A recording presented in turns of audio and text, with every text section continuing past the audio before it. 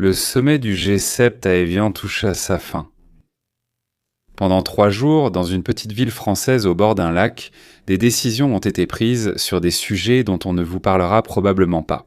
Cela ne tiendra pas dans un reportage de 30 secondes aux infos. Les 7 démocraties les plus riches du monde se sont réunies autour d'une même table et, pour la première fois depuis longtemps, n'ont pas réussi à signer un document commun. Messieurs, aucune. Et cela, ils n'ont pas pu le faire.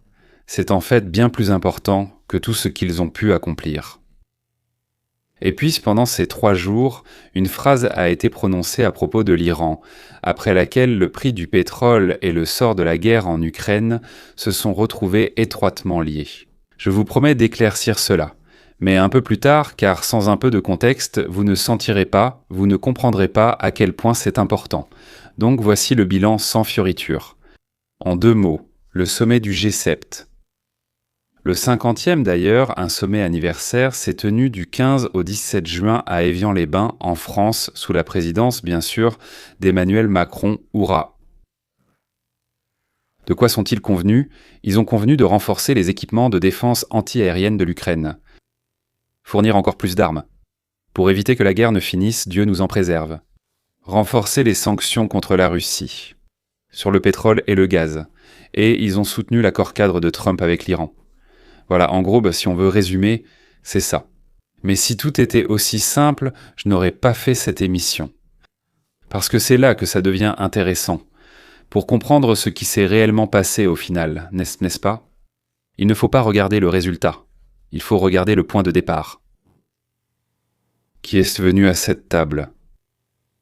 Et surtout quoi ? Qu'est-ce que chacun d'eux voulait vraiment ? Parce que derrière chaque belle parole dans la déclaration finale se cache un intérêt très concret et très lucratif. Ce qui, bien sûr, n'intéresse absolument personne. Ce n'est pas du tout important, ça n'a aucune importance. Et quand vous verrez ces intérêts, vous déchiffrerez ce sommet d'une toute autre manière.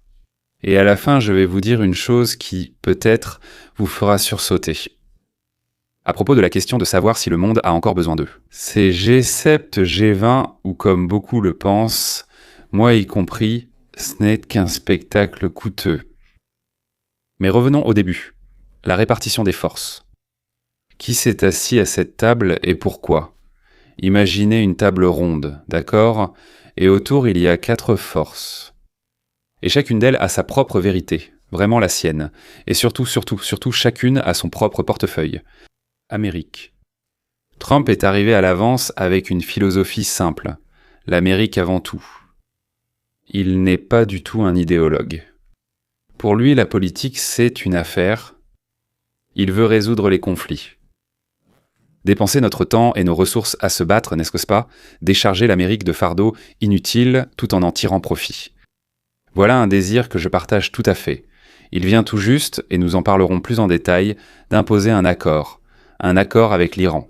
Et donc, je pense qu'il est arrivé là-bas avec le sentiment d'être un vainqueur. Maintenant, l'Europe. Allons-y, regroupons l'Europe, même s'ils sont nombreux à être venus là-bas. Mais l'Europe. Je voudrais tout de suite faire remarquer que l'Europe aujourd'hui peut être caractérisée par un seul mot. Et le mot, j'y reviendrai encore, c'est dépendance. L'Europe à cette table, c'est la France, l'Allemagne et l'Italie. Riches mais faibles au sens militaire. Habitués à voir leurs problèmes ailleurs, Union soviétique, Russie, Ukraine, Moyen-Orient. Pour eux, même s'ils parlaient beaucoup, tapaient du poing, faisaient beaucoup de discours, ce n'était pas eux qui décidaient, mais les oncles et tantes de l'autre côté de l'océan. Maintenant, l'Ukraine. Donc, Zelensky n'est pas invité au sommet, mais il ne fait pas partie du G7, oui. C'est-à-dire, il ne peut pas être membre à part entière, pour ainsi dire, c'est un peu absurde, oui. Eux et lui, il n'est pas là pour donner, il est là pour recevoir, oui. Il vient en marge, comme une partie qui demande. Sa tâche est simple, des armes, de l'argent, des garanties. Et la Russie, me demanderez-vous, la Russie n'est pas à cette table en ce moment. Pas du tout. Ce n'est pas un hasard. Pourquoi est-elle absente ? C'est une histoire révélatrice à laquelle je reviendrai bientôt. Mais d'abord, j'ai promis de parler de l'Iran. Je tiens parole. Iran. 3 intérêts distincts. Regardez comme c'est intéressant. L'Amérique sous Trump voulait un accord. Et ils ont obtenu un certain accord cadre. Ouvrir le détroit d'Ormuz, ce fameux goulot d'étranglement du pétrole mondial par lequel passe une énorme partie des pétroliers. Prolonger la trêve, accorder 60 jours de négociations. Si l'Iran stoppe son programme nucléaire, les États-Unis seront prêts à lever certaines sanctions. Et une partie des sanctions de l'Organisation des Nations Unies. Pour Trump, c'est un trophée. Il l'a apporté à Viviane et a en fait dit à ses collègues « Regardez ici, je sais faire ce que vous ne savez pas faire ». En fait, il le savait déjà avant. Israël voit cela tout à fait différemment. Pour Israël, l'Iran n'est pas une affaire, c'est une question de survie. Depuis fin février, Israël et les États-Unis étaient en guerre directe contre l'Iran. Et tout accord cadre semble au minimum inquiétant pour Jérusalem. Mais cela ne donnera-t-il pas à l'Iran, à Téhéran, le temps de se ressaisir et de se renforcer ? C'est pourquoi Emmanuel Macron a particulièrement souligné une phrase qu'il faut, comme on dit, entendre. C'est d'une importance capitale.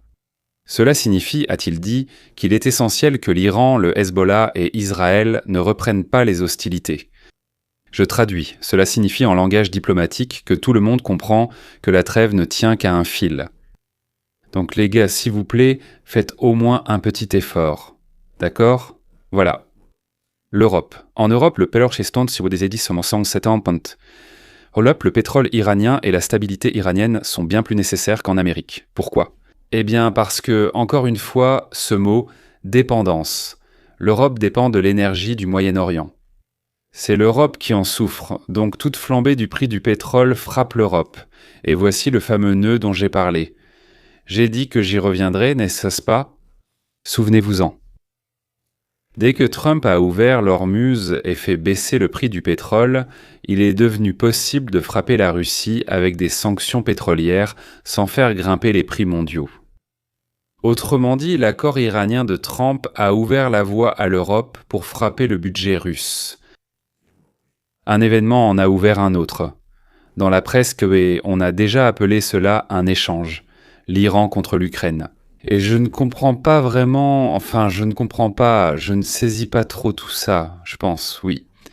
Mais je vous en ai parlé parce que ce titre est déjà partout, il attire l'attention. Il est partout, disons, dans toutes sortes de grands journaux européens. Gardez cette idée en tête, elle nous sera encore utile.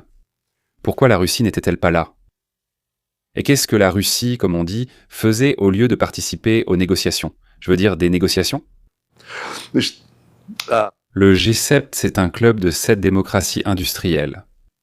Les États-Unis, la Grande-Bretagne, la France, l'Allemagne, l'Italie, le Japon, le Canada, plus l'Union européenne, qui est représentée séparément, comme si oui, séparément la France, séparément l'Allemagne, séparément l'Italie, plus l'Union européenne. Et la Russie en faisait partie. De 1998 à 2014. À cette époque, cela s'appelait le G8, le G8. Et 8 mois, 1 mois, la Russie, c'est devenu le G7. Et puis en mars 2014, la Russie a annexé la Crimée. Et elle a tout simplement été exclue. Depuis, ils sont à nouveau 7, parce qu'il y en avait 7, puis ils sont arrivés, puis la Russie a été exclue. Et ils ne la laissent pas revenir. Enfin, du moins, pour l'instant, ils ne la laissent pas revenir. Mais le problème ne date même plus de 2014. Après l'invasion à grande échelle, c'est déjà 2022, n'est-ce pas ? La Russie, elle est l'invitée absente. Parce que ça, tu vois, on ne va pas te le pardonner, on ne va pas te l'excuser. Bon, la Crimée passe encore, ça aussi, ça encore, mais ça, on ne te le pardonnera jamais. Donc la Russie est passée d'un rival, parfois un partenaire, parfois un fournisseur, à l'ennemi principal. C'est-à-dire qu'on lui a donné, pour ainsi dire, le statut de l'Union soviétique. Cette table se réunit, n'est-ce pas ? Oui, elle se réunit. N'est-ce pas ? Elle n'est pas absente parce qu'on a oublié. Oh, on a oublié. Mais où est la Russie ? Mince, on a oublié de l'inviter ? Non, elle n'est pas là parce qu'elle est maintenant de l'autre côté. Elle n'est pas participante, elle est le sujet de la conversation. Et comment la Russie a-t-elle réagi au fait que 7 puissances se sont réunies pour discuter de sa guerre ? Voilà comment. Malheureusement, ce n'est pas une métaphore. Quelques heures avant l'ouverture du sommet, la Russie a lancé, sur des villes ukrainiennes, des centaines de drones et des dizaines de missiles. 11 personnes ont été tuées. La frappe a également touché la laure de Kiev-Petchersk. C'est l'un des principaux sanctuaires orthodoxes, un monument absolument remarquable sur le plan architectural. Et ici, attention, c'est important. Je dois m'arrêter et faire ce que nous faisons toujours. Séparer le fait de la fantaisie de l'interprétation, d'accord ? Interprétation. La fantaisie est différente. Le fait, une frappe a eu lieu le jour du sommet. Des morts, la lore touchée. Mais l'interprétation selon laquelle Poutine aurait fait cela exprès pour montrer au G7 « Vous êtes là à appeler à la paix, et moi je bombarde, qu'est-ce que vous allez faire ?» C'est déjà une conclusion sur l'intention. Une conclusion qui peut sembler logique. Je suis même plutôt d'accord avec elle, mais c'est une interprétation, pas un aveu signé par le Kremlin. Gardez cette discipline à l'esprit pendant toute notre conversation, parce que nous y reviendrons encore. D'ailleurs, cela m'a plutôt semblé être une bêtise du régime du Kremlin qu'un acte très intelligent. N'est-ce pas ? Voilà. Parce que si Moscou voulait montrer le G7 comme étant faible, eh bien cela a plutôt donné au G7 une raison de serrer la vis. L'Union européenne a aussitôt annoncé de nouvelles sanctions contre l'industrie militaire russe et la flotte de l'ombre. Et donc ce n'est pas seulement ceux qui étaient présents à Avian qui ont fait des déclarations. Kiev, la Chine et l'Iran en ont fait aussi. Et ces jours-ci, bien sûr, beaucoup de gens prêtèrent attention à la politique, aux actions, à tous ces gestes, et tout le monde disait ce qu'il voulait. Et donc, encore une fois, j'en parlerai un peu plus en détail plus tard. La Chine a parlé des accusations infondées et du fait que l'Occident déstabilise le monde. Là-bas, l'Iran a dit qu'il reste fidèle à ses engagements. L'Iran est fidèle à ses engagements, oui, et l'eau chez nous est sous forme de vapeur. Je ne sais pas, mauvaise comparaison, désolé. Mais lui, il est donc fidèle à ses engagements, mais il ne tolérera pas de pression. C'est-à-dire qu'en parallèle au G7, il y avait toute une série de voix, et chacun tirait la couverture à soi. Et maintenant, je veux vous amener au sujet le plus brûlant, oui, à ce qui a en fait craquer ce sommet. Parce qu'il, comme nous l'avons déjà dit, a craqué de toutes parts. Il est rapporté que Trump s'est disputé, il a été dit, avec presque tout le monde autour de la table. Autrement dit, avec tous.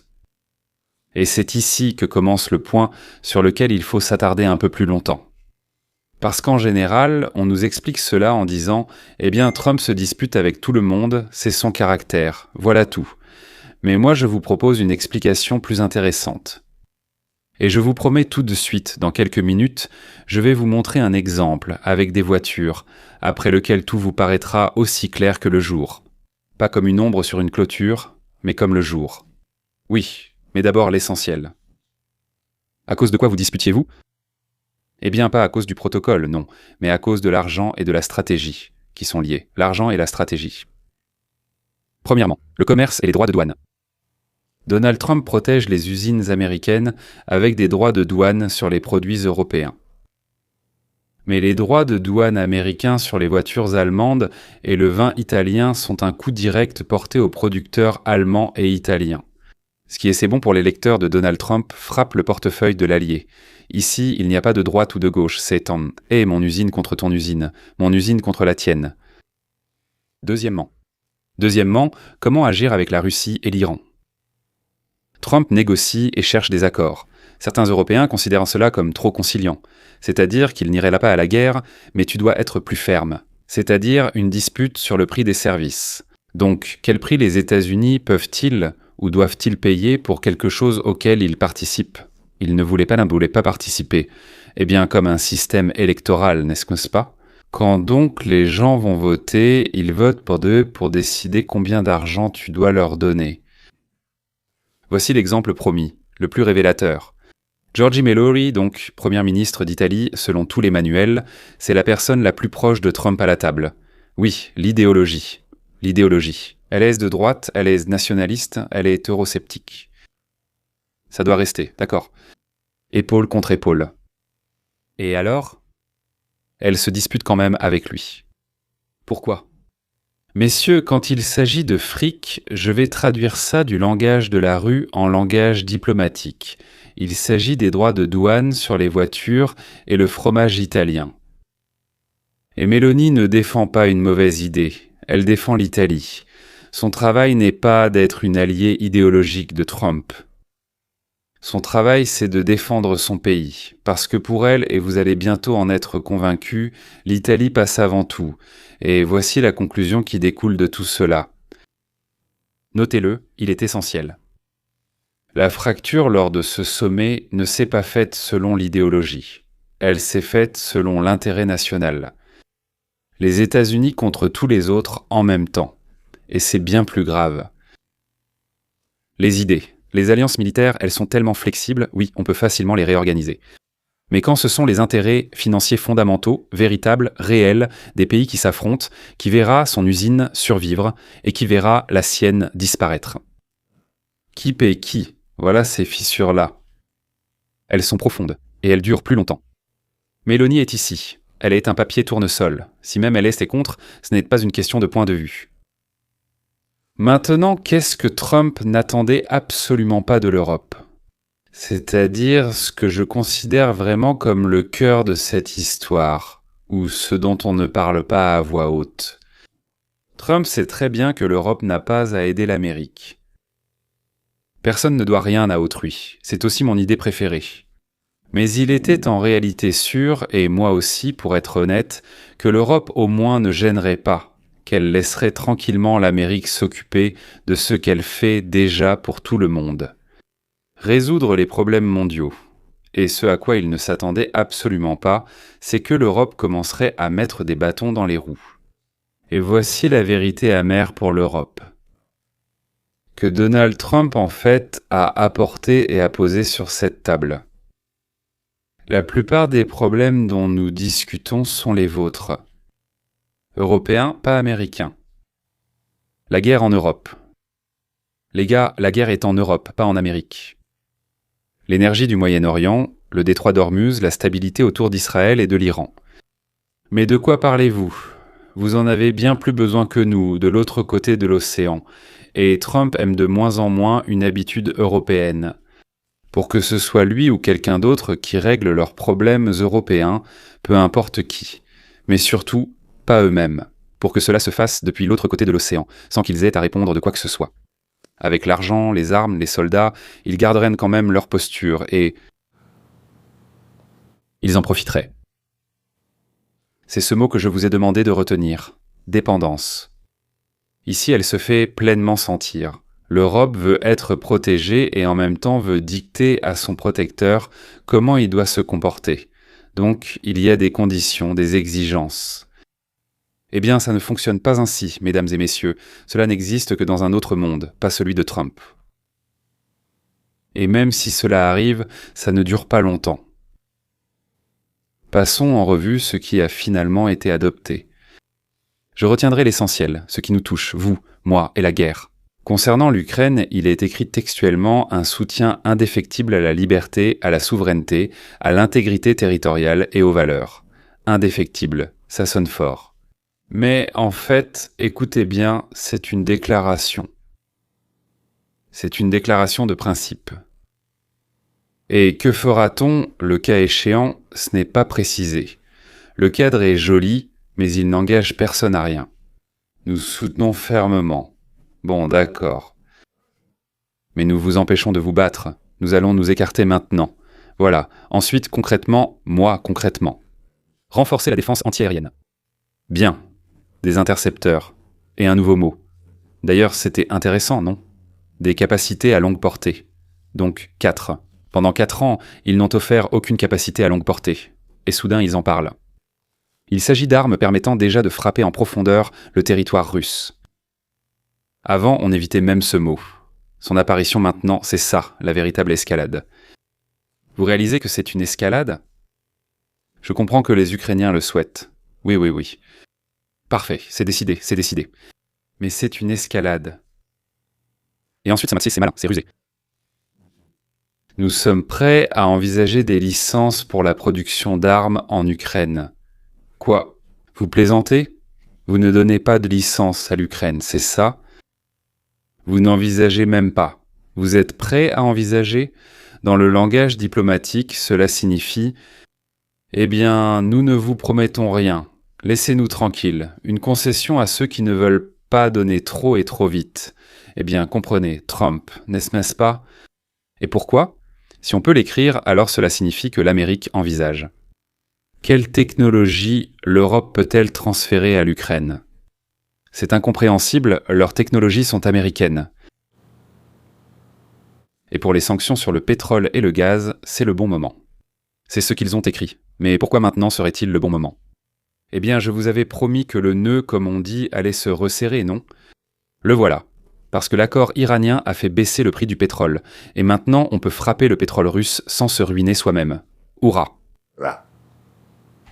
Et maintenant, ce qui n'est pas dans cette annonce, cette déclaration, cette proclamation. Et le silence ici en dit plus que tout. Comme si. Le texte ne contient pas un mot sur des négociations. Cessez le feu. Pêche. Pas un mot sur les garanties de sécurité pour l'Ukraine. Le document ne parle que d'armes et de pression. C'est un choix délibéré. Le G7 dit à la Russie « N'acceptez pas de négocier et le prix de la guerre pour vous ne fera qu'augmenter.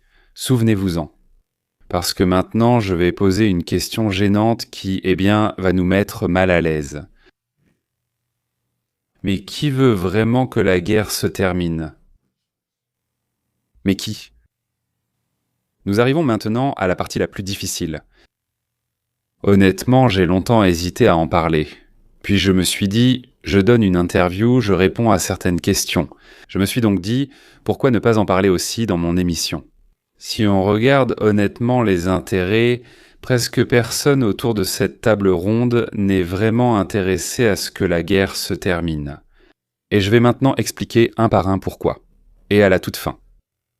Qui est vraiment sincère, l'exception ? Devinez. En 4 essais, s'il vous plaît. Pour l'Europe, c'est très pratique que la Russie soit coincée. L'ennemi est enlisé, complètement épuisé, occupé. Et ici, je passe à l'interprétation, au soupçon. Je vous avertis souvent. D'énormes sommes d'argent sont extraites des budgets européens et envoyées en Ukraine. Et j'ai un soupçon. Un soupçon. Je souligne, ce n'est pas un fait avéré, mais une partie de cet argent risque de disparaître en chemin. L'argent, c'est comme la saleté dans l'eau. Oui, ça se dépose.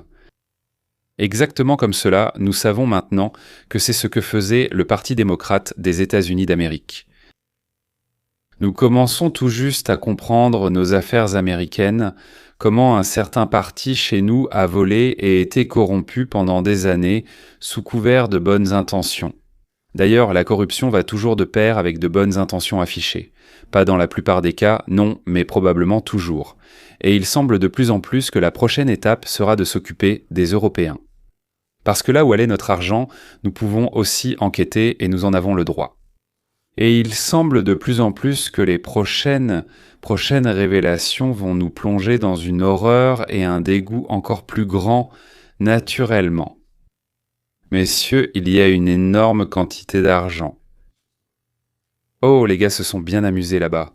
J'ai peur que le trou ait été découvert. Rossi.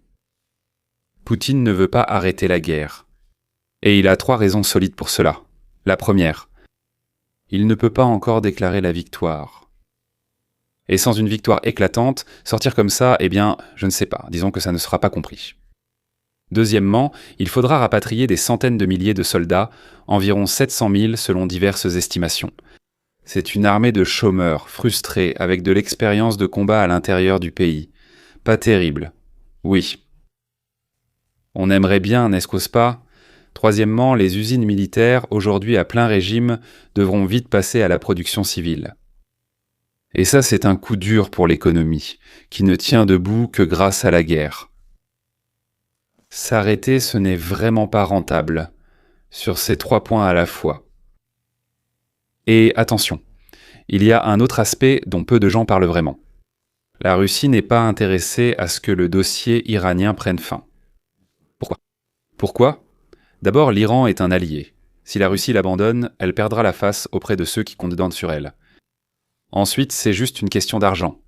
Si les sanctions contre l'Iran sont levées, l'Iran va inonder le marché avec une énorme quantité de pétrole. Et le pétrole iranien bon marché, je ne sais pas, c'est une concurrence directe pour le pétrole russe. À Moscou, c'est comme un coup de couteau. Comme on disait autrefois, n'est-ce pas? Troisièmement, plus l'Amérique s'enlise au Moyen-Orient, moins elle a de force pour l'Ukraine. La Russie a donc intérêt à ce que cela couve là-bas le plus longtemps possible. L'Ukraine. Ici, c'est plus subtil. Les Ukrainiens sont des gens qui veulent que les meurtres cessent. Et cela, bien sûr, est humain, c'est naturel. Mais arrêter les hostilités et décider quelle partie reviendra à la Russie, ce sont, comme je l'ai déjà expliqué dans l'émission précédente, des choses complètement différentes. Rien à voir. L'Ukraine ne peut légalement céder du territoire. La Constitution, le référendum et le principe selon lequel on ne récompense pas la conquête s'appliquent. Donc d'une certaine manière, ils sont aussi prisonniers de la situation ici. Le simple désir de mettre fin à tout cela à n'importe quel prix ne suffira pas. Que reste-t-il alors? Il ne reste qu'une seule personne. Donald J. Aussi paradoxal que cela semble, c'est le seul. Pourquoi après Stallone? Qui veut vraiment mettre fin à cette guerre? Et c'est tout. Parce que pour lui, ce n'est ni une idéologie ni une source de profit, mais une affaire non conclue. Un projet en suspens qui gêne. Cela freine le progrès, bloque le changement du monde et la création d'un nouvel ordre mondial sans ces guerres absurdes. Voilà tout le tableau. Celui qu'on présente comme un fauteur de troubles, comme un destructeur, c'est en fait le seul qui veut la paix. Et ceux qui prononcent de belles paroles sur un soutien indéfectible, en réalité, selon leurs intérêts, ils ne sont pas vraiment intéressés par la paix dans le monde. Vous avez ressenti à quel point cette image est étrange et contradictoire. Et maintenant, sans doute, voici ce qu'il y a de plus inquiétant. On invite l'Ukraine à rejoindre l'Union européenne. Eh bien, tu diras, hélas, bien sûr. Oui, quelle absurdité. Eh bien, tant mieux pour eux. L'Ukraine voulait depuis longtemps rejoindre l'Union européenne. Il y a même eu des révolutions entières à cause de cela, n'est-ce pas? Permettez-moi, messieurs, de vous expliquer un peu ce que tout cela signifie. Parce que c'est peut-être plus important que tout le reste. L'Europe propose d'accepter l'Ukraine dans l'Union européenne. Cela semble absolument noble. Mais réfléchissons à ce que cela signifie réellement. Je vais vous citer la phrase exacte. C'est tiré du traité fondateur de l'Union européenne. Dans le traité, il y a l'article 42, paragraphe 7. Je cite mot à mot. Si un État membre est victime d'une agression armée sur son territoire, l'Ukraine, d'accord, elle a été acceptée. Et elle est devenue victime d'une agression sur son territoire. Les autres États membres sont tenus de lui apporter, c'est-à-dire à cet État, aide et assistance. Mais comment? Peut-être aller à l'ONU? Non. Par tous les moyens dont ils disposent. Par tous les moyens. Avec des avions, des chars, des canons, des ressources humaines, de la nourriture, tout ce qu'ils peuvent fournir. Des parapluies d'hommes nucléaires. Voilà ces mots. Par tous les moyens dont ils disposent. C'est ça le cœur du sujet. Ce ne sont pas des babioles. Ce n'est pas de l'inquiétude. Ce n'est pas l'agitation autour du mémorandum de Budapest. Ce n'est pas « nous condamnons ». Ce sont des soldats, des armes, une implication directe. C'est un devoir d'entrer en guerre. En d'autres termes, faisons le calcul, 2 plus 2. Si l'Ukraine rejoint l'Union européenne alors qu'elle est en conflit avec la Russie, oui, parce qu'ils s'apprêtent à le faire en ce moment même. Cela signifie automatiquement que toute l'Europe, selon cet article, est obligée d'entrer en guerre contre la Russie. Autrement dit, c'est le début de la Troisième Guerre mondiale. Mais écoutez bien, sans les États-Unis d'Amérique à leur côté, parce que les États-Unis ne font pas partie de l'Union européenne. C'est comme ça, ils n'en font pas partie. Et je pose une question directe. Mais pourquoi? Qui en profite dans l'Union européenne? La population? Pourquoi entraîner tout un continent au seuil d'une grande guerre? Je n'affirme pas que c'est un plan délibéré. Oui, c'est ma question, mon inquiétude. Et je la présente honnêtement comme une interprétation. Mais la question est légitime. Elle doit préoccuper toute personne qui réfléchit. Pourquoi l'Europe pousse-t-elle le monde vers une nouvelle guerre mondiale? Je comprends que le moment est venu. Je comprends, on appelle ça chez nous des hauts et des bas, plus ou moins de conflits. Il en va de même pour l'antisémitisme. On y a pensé, on l'a vécu. Puis rien, et c'est revenu. Presque identique à celui des années 30 du siècle dernier. Il y a aussi une raison secondaire d'inviter donc l'Ukraine dans l'UE, et ce n'est vraiment pas par noblesse. Les Européens ont une peur panique à l'idée que l'Ukraine commence à produire des biens après la guerre. Lesquels feront quoi? Ils surpasseront les produits allemands, français, italiens. L'Ukraine fabriquera à moindre coût des produits bombes toujours plus modernes, sans le fardeau des syndicats ni des anciennes obligations de la vieille Europe. Une Ukraine libre, avide de travail, c'est un concurrent. Qui va détourner la clientèle? Et comment neutraliser un concurrent? C'est exact. Le laisser entrer à l'intérieur. Selon tes règles, selon tes règlements. Pour qu'il joue selon tes règles. Eh bien, dites-le vous-même, comment ça s'appelle. Mais le mot noblesse ne me vient pas à l'esprit. Et la troisième raison. Cynique mais d'une simplicité évidente.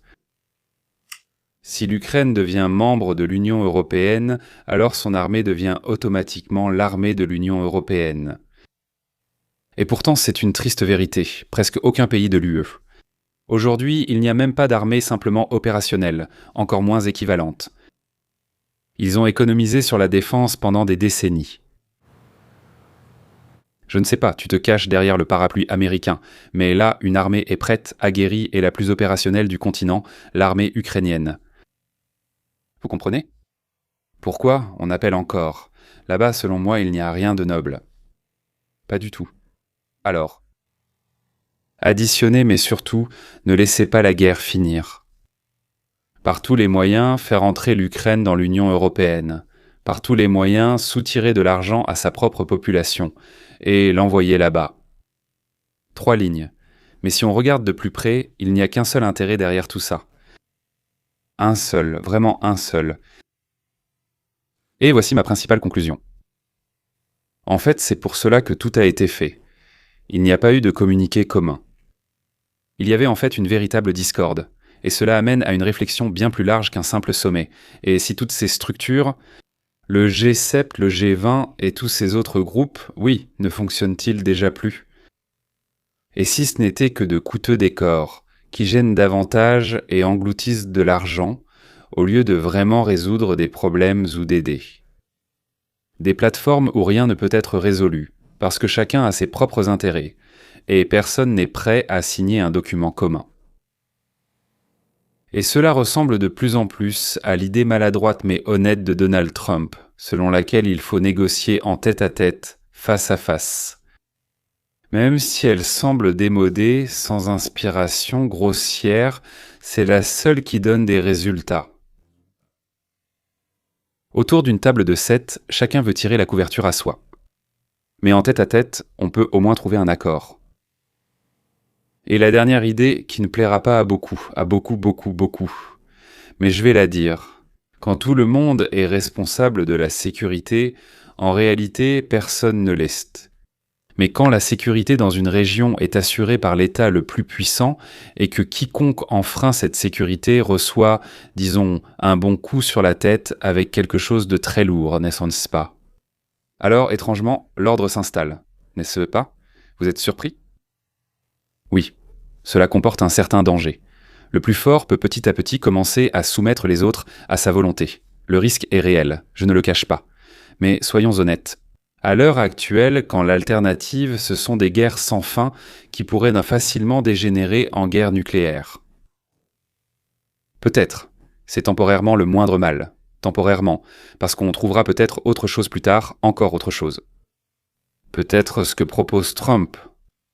Ne pas voler d'un bout à l'autre de l'Amérique, ne pas essayer de tout régler, mais dire, les gars, dans cette région, ce pays où ces 2-3 pays s'unissent et deviennent les défenseurs des intérêts de l'humanité.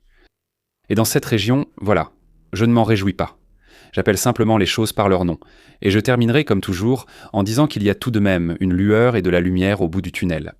Le monde s'est déjà retrouvé plusieurs fois au bord du gouffre et s'en est éloigné. Il était au bord du gouffre quand il semblait impossible de trouver un accord. C'est fini, tout est terminé. Mais malgré tout, il s'en est toujours sorti d'une manière ou d'une autre. Parce qu'au final, chaque personne ordinaire, je ne sais pas, je n'aime pas le mot « normal », on ne sait même pas ce que ça veut dire, juste une personne, n'est-ce pas?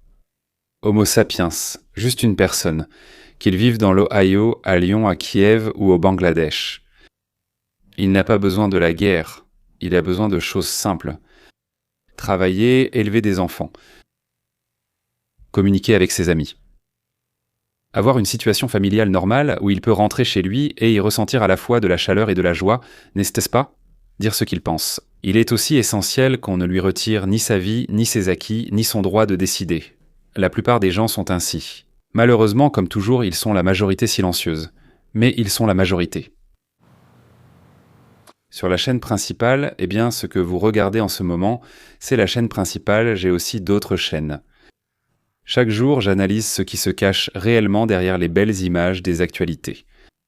Ah, parfois 2 fois. Ces derniers temps, il se trouve même que c'est 2 fois. Et les racines de tout cela, pourquoi on enlève le choix au peuple en général, et comment empêcher que cela ne se reproduise, nous creusons jusqu'au fond, jusqu'à une autre chaîne, la feuille de route vers la liberté. 2 fois par semaine, pas tous les jours, ni 10 fois. Oui, 2 fois. Pour ceux qui aiment réfléchir. Abonnez-vous aux 2, et prenez soin de votre tête. C'est votre bien immobilier le plus précieux au monde. À bientôt.